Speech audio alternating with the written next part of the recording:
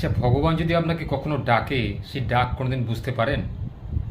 আমাদের প্রত্যেককে, যারা আমরা সাত্ত্বিকভাবে জীবনযাপন করি বা যারা আমরা খুব কষ্ট করে জীবনযাপন করি, কাউকে ক্ষতি করি না বা কাউকে কোনো কটু কথা বলি না, নিজের কাজ করি, সারাদিন পরিশ্রম করি, ঈশ্বর সাধনা করি বা ভগবানকে ডাকি, ভগবান কিন্তু দিনের একটা সময়ও তার ভক্তদের কাছে আসেন।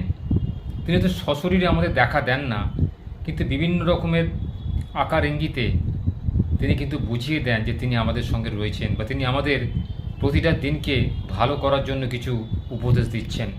সেই উপদেশগুলো বা সেই লক্ষণগুলোকে আমাদের বুঝতে হয়। যেমন ধরো, খুব ছোট্ট উদাহরণ দিচ্ছি। ভোরবেলা যখন সূর্যের আলো আপনার মুখেতে পড়ে, কিন্তু আপনি ঘুমে আচ্ছন্ন, আপনার প্রকৃতি আপনাকে বলছে উঠে পড়ো, উঠে পড়ো, এখন সময় হয়েছে কাজ করা, নতুন দিন শুরু হয়ে গেছে, এই উদ্যমে কাজ করো, নতুন উদ্যম নিয়ে কাজ শুরু করো। কিন্তু আপনার বিবেক বলছে না, আমি উঠবো না, আমি আর একটু পরে উঠব, আমি দেরি করে উঠব। বারবার দেখবেন আপনার মন থেকে চাইবে যে উঠে পড়তে, চোখ খুলতে, কিন্তু ভেতরের অন্তরাত্মা বা ভেতরের মন আপনাকে সেটা করতে দেবে না।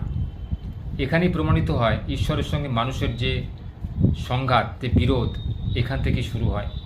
ঈশ্বর চাইছেন আপনাকে ভালো বুদ্ধি দিতে, ভালো সুযোগ দিতে, কিন্তু আপনি যে সুযোগের সদ্ব্যবহার করছেন না।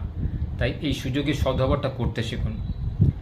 সকালবেলা যখন ঘুম ভেঙে যাবে রোজের, খুব যদি ভালো হয়, রাত্রি 3টে থেকে ভোর 5টার মধ্যে, যেটাকে বলা হয় ব্রহ্ম মুহূর্ত, এই মুহূর্তে যদি আপনার ঘুম ভেঙে যায় রোজ, তাহলে ভাববেন ঈশ্বর আপনাকে কিছু একটা ইঙ্গিত দিচ্ছেন, নতুন কিছু করা, নতুন কিছুভাবে ভাবার।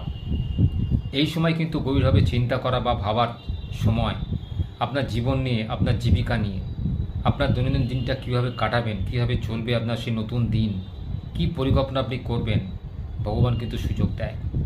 এই সুযোগে যে সদ্ব্যবহার করে, সেই কিন্তু জীবনে প্রতিষ্ঠিত হয়।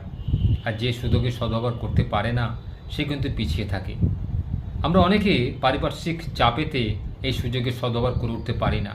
খুব কম সংখ্যক লোক আছে যারা এই সুযোগের সদ্ব্যবহার করতে পারেন, যেমন সাধু সন্তরা। তারাই দেখবেন জীবনের সমস্ত কিছু ত্যাগ করা সত্ত্বেও সুখী মানসিক দিক থেকে। কারণ অতিরিক্ত চাহিদাতে কিন্তু সুখ আসে না, দুঃখ বাড়ে, চিন্তা বাড়ে, অকাল বার্ধক্য নেমে আসে এবং আপনার জীবনটা দুর্বিষহ হয়ে ওঠে। তাই বিনা চাহিদায় কী করে দিন কাটানো যায়, খুব অল্প সংখ্যক চাহিদায় কী করে দিন কাটানো যায়, কী করে যৎসামান্য আহার করে দিন কাটানো যায়, কী করে অতিরিক্ত আহার না করে দিন কাটানো যায়, সেই চেষ্টা করুন। লোকের সেবা করুন, জীবজন্তুর সেবা করুন, দেখবেন দিনটা ঠিক ভালো